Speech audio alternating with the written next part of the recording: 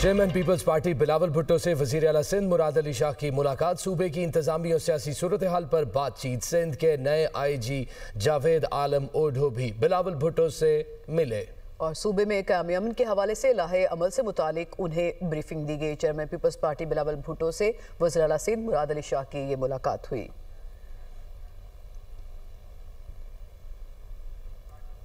हुकूमत सिंध ने कराची में मुनहदिम होने वाली इमारतों के मुतासिरीन को महफूज रिहाइश फराहम करने का अहम फैसला कर लिया है। सीनियर वजीर सिंध शर्जील इनाम मेमन ने बताया कि हुकूमत ने इंतहाई खतरनाक इमारतों को फौरी खाली कराने और उनके इन्हदाम के लिए तरजीही इकदाम करने का हुक्म दे दिया है।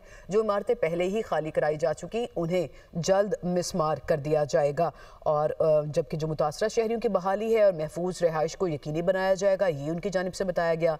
और शर्जील इनाम मेमन ने मजीद बताया कि कराची में 588 इंतहाई खतरनाक इमारतों में से 471 का सर्वे असिस्टेंट कमिश्नर ने मुकम्मल कर लिया है। ये सर्वे सिर्फ कराची तक महदूद नहीं बल्कि हैदराबाद, सक्खर और सूबे के दीगर शहरों में भी खतरनाक इमारतों की निशानदही के लिए ऐसे ही सर्वे किए जाएंगे। वज़ीर दाखिला मोहसिन नकवी कहते हैं कि भारत के खिलाफ ऑपरेशन बुनियान मरसूस में रेंजर्स ने अहम किरदार अदा किया। मार्का हक में रेंजर्स ने दुश्मन की हर हरकत पर नजर रखकर उसके मकासद को खाक में मिलाया। रेंजर्स के शोहदा को खिराज अकीदत पेश करता हूँ। कराची में Pakistan Rangers Sindh training centre and school में बेसिक रिक्रूटमेंट ट्रेनिंग कोर्स की पासिंग आउट परेड से उन्होंने खिताब किया। मई 2025 में भारत के खिलाफ ऑपरेशन में बनानुल मरसूस में पाकिस्तान रेंजर्स सिंध ने पाकिस्तान फौज के शाना बशाना बैनुल कौमी सरहद पर बहुत अहम किरदार अदा किया है और दुश्मन की हर हरकत पर नजर रखकर इसके मकासद को खाक में मिलाया। पाकिस्तान रेंजर्स सिंध ने बैरूनी और अंदरूनी सरहदों की हिफाजत के लिए लाजवाल कुर्बानियां दी हैं। मैं आज पाकिस्तान रेंजर्स सिंध के इन शहीदों को भी खराज तहसीन पेश करता हूँ। इस फोर्स ने माजी में कराची में अमन कायम करके एक तारीख रकम की है। पाकिस्तान रेंजर्स सिंध ने न सिर्फ कराची में दहशत गर्दी और बदअमनी के वाक़यात को बर वक्त तदारुक किया है बल्कि कच्चे के इलाके में सिंध पुलिस के साथ मिलकर डाकुओं का खात्मा कर रही है। ये पाकिस्तान रेंजर्स सिंध की ही काविशों का नतीजा है कि आज कराची के हालात माजी से बहुत मुख्तलिफ नजर आते हैं। आज न सिर्फ मुकामी सतह पर तजारती और सनती सरगर्मियों का इस्तेहकाम मिल रहा है बल्कि एक दफ़ा फिर कराची बैनुल कौमी सतह पर तजारती और सकाफती सरगर्मियों का मरकज़ बन गया है। पेशावर में वारसक रोड के करीब फायरिंग, ख्वाजा सरा कत्ल। पुलिस के मुताबिक कत्ल के मुहरकात सामने ना आ सके, तफ्तीश जारी है। रवां साल ख्वाजा सरा के कत्ल का ये पहला वाकया है। साल 2025 के दौरान पेशावर में 15 ख्वाजा सरा कत्ल किए गए। मामला क्या है बताएंगे शहजादा फ़हद हमारे साथ मौजूद है। शहजादा फ़हद आगाह कीजिएगा, इब्तदाई तहकीकात में मजीद क्या सामने आया? पेशावर का रोड है जहाँ ख्वाजा सरा को कत्ल किया गया है। पुलिस के मुताबिक ख्वाजा सरा बिजली जो है वो काम की गलत से फायरिंग की है। फायरिंग के बाद जो है डेड बॉडी को पोस्टमार्टम के लिए मुंतकिल कर दिया गया है। ताहाल कत्ल के मुहरकात सामने ना आ सके। दूसरी जानिब पुलिस का कहना है कि 2025 के दौरान 15 ख्वाजा सरा का कत्ल हो चुके हैं जिसमें मलदान में 6, पेशावर में 5, चारसदा में 3, एबटाबाद में 1 ख्वाजा सरा कत्ल हो चुका है। रवां साल ये पहला वाकया फकीराबाद में जो ख्वाजा सरा को कत्ल किया गया है। इस हवाले से ट्रांस एक्शन जो ख्वाजा सरा की जो तंजीम है उससे हमने बात की। उनका कहना है कि ख्वाजा सरा पर जो तशद्दुद और कत्ल के जो वाकयात हैं उसमें तेजी आ रही है। तो इस हवाले से ख्वाजा सरा को तहफ़्फ़ुज़ दिए जाने का जो मुतालबा है, ख्वाजा सरा को तहफ़्फ़ुज़ दिया जाना चाहिए। शहजादा फ़हद हमें अपडेट कर रहे थे, आपका बहुत शुक्रिया। कराची के इलाके लांडी चिराग होटल के करीब चलते रिक्शे में बैठी लड़की नामालूम सम्त से आने वाली गोली लगने से जाम बहक हो गई। 17 साला कोमल फर्स्ट ईयर की तालिबा और 2 भाइयों की अकलौती बहन थी। वाकया मुबैना तौर पर पुलिस और डाकुओं के दरमियान फायरिंग के तबादले के दौरान पेश आया। पुलिस या मुलजिमान की गोली या वाकया कुछ और। लांडी चिराग होटल के करीब चलते रक्शे में बैठी लड़की गोली लगने से जान की बाजी हार गई। 17 साल कोमल फर्स्ट ईयर की तालबा और वालिदैन के इकलौती बेटी थी। अहले खाना शदीद गम से निढाल हो गए। कोमल के चाचा का कहना था कि बच्ची अपनी फैमिली के साथ नानी के घर से अपने घर लाइन्स एरिया जा रही थी कि वाकया पेश आया। रक्शे में वालदा, कोमल और एक भाई मौजूद था। गोली रक्शे के शीशे को तोड़ती हुई कोमल को लगी। ये बच्ची अपनी नानी के गई हुई थी स्कूल की छुट्टियां गुजारने के लिए। ये वहाँ से वापसी आ रहे थे। कुरंगी का कह रहे हैं कि जी कुरंगी चिराग होटल पे कहीं फायरिंग हो रही है, कोई पुलिस मुकाबला हो रहा है।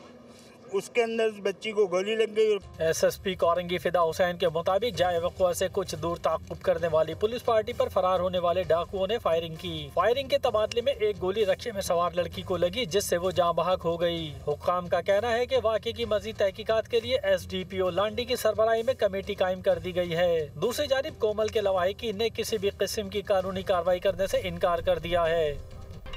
वजीर मनसूबाबंदी एहसन इकबाल कहते हैं PTI के दौर में गवादर की तरक्की का सफर रोक दिया गया था। PTI के दौर में बलूचिस्तान में अमन व अमान की सूरत हाल खराब हुई। इस्लामाबाद में ब्लू इकॉनमी के फरोग के लिए मुनाकिदा तकरीब से खिताब करते हुए उन्होंने कहा कि हम बलूचिस्तान में अमन कायम करके रहेंगे। ये भी कहा कि अब गवादर की तरक्की का दौर भी दोबारा शुरू होगा। वफाकी हुकूमत कराची शिप यार्ड का प्रोजेक्ट अपने तरक्याती बजट से कर रही है। कराची शिप यार्ड की हमने कैपेसिटी बिल्ड करने के लिए PSDP से पिछले गवर्नमेंट में एक बड़ा प्रोजेक्ट दिया। इसी तरह गडानी का भी एक प्रोजेक्ट है जो PSDP से हम कर रहे हैं। और गवादर पोर्ट को we try to develop, but unfortunately जो पॉलिटिकल डिस्ट्रप्शन हुई उसकी वजह से काफ़ी हालात बदल गए। बलूचिस्तान जहाँ पे लॉ एंड ऑर्डर बिल्कुल नॉर्मल हो गया था, when we came back in government, we found again, there was law and order issue in Balochistan that has impacted development in Balochistan. But now as we move forward and as we try to fight and eliminate terrorism and all these elements जो foreign agents हैं, inshallah peace will return. But then we must be ready कि हमने किस तरीके से, किस तेज़ी के साथ इन सारे पोटेंशियल्स को दोबारा हार्नेस करना है, अपनी पोर्ट्स को डेवलप करना है, कार्गो हब्स अपने मुल्क के अंदर गवादर को दोबारा हम सेंट्रल एशिया के साथ प्लग करें और एक कार्गो हब बनाएं। गवर्नर पंजाब सरदार सलीम हैदर खान ने कहा है कि वज़ीर आला सुहेल आफरीदी के दौरा लाहौर के दौरान पंजाब असेंबली में जो हुआ वो नहीं होना चाहिए था। PTI को अपने रवैये पर गौर करने की ज़रूरत है। PTI की जानिब से असेंबलियों में जिस तरह का माहौल बनाया जाता है वो अच्छी बात नहीं है। लेकिन फिर वहाँ पे असेंबली में कुछ थोड़ा सा PTI में ये मैन्युफैक्चरिंग फॉल्ट है कि सच्ची बात यह है कि वो अपना उस तरह अपने रवैयों पे कंट्रोल नहीं करते और असम्बलियों में जाके जिस तरह का माहौल बनाया जाता है वो किसी तरह भी अच्छा नहीं है। तो वहाँ पे हार्ड टाक इनकी तरफ से हुई, उधर से हुई, फिर सिक्योरिटी इदारे जो हैं वो वहाँ मुतहरिक हुए। तो ओवरऑल जो कुछ भी हुआ वो अच्छा नहीं हुआ, नहीं होना चाहिए था। जमहूरियत है, चल रही है, उसको चलाना है। तो ये सारा दौरा जो है वो बेहतर तरीके से हो जाता तो बहुत अच्छा होता। लेकिन काफ़ी टाइम हो गया अभी तक तो मुलाकात नहीं हो सकी। उन्हें चाहिए कि जो मुलाकात के कवायद व ज़वाबित हैं उनकी पाबंदी की तरफ सोचें ताकि उनकी मुलाकात हो जाए, बजाय इसके कि ठीक है पॉलिटिकल बंदा पॉलिटिकल एक्टिविटी करता है और करनी चाहिए, उसमें कोई इशू नहीं, लेकिन उस पॉलिटिकल एक्टिविटी को उस स्टेज तक रखना चाहिए कि जिससे आगे बढ़ के आप अपने इदारों का, अपने मुल्क का, अपनी चीज़ों का नुकसान न करें। वफाकी वज़ीर इंफॉर्मेशन टेक्नोलॉजी शिजा फातिमा ख्वाजा कहती हैं कि पाकिस्तान में पहली बार 5G सर्विस मुतारिफ कराई जा रही है। अगले माह स्पेक्ट्रम ऑक्शन करेंगे। 5G पर काम करने वाली स्मार्ट डिवाइसेस पर भी तवज्जो मरकूज है। स्पेक्ट्रम ऑक्शन अगले महीने इंशाल्लाह हम करेंगे। उससे ना सिर्फ हमारा 3G और 4G जो है वो चंद माह में बेहतर होगा, बल्कि 5G जो है वो भी पाकिस्तान में पहली दफ़ा मुतारिफ कराया जाएगा। अगर हम 5G शहरों में लेके आते हैं तो क्या उन शहरों में 5G उठाने के काबिल मोबाइल फ़ोन्स हैं या नहीं, उसके ऊपर भी पूरी एक डिवाइस असेसमेंट की गई है कि हमें किस तरह से इंश्योर करना है कि एक दफ़ा जब ये इंटरनेट आ जाता है तो हमारे लोग जो हैं उससे एक्चुअली आखिर तक फ़ायदा उठा सकें।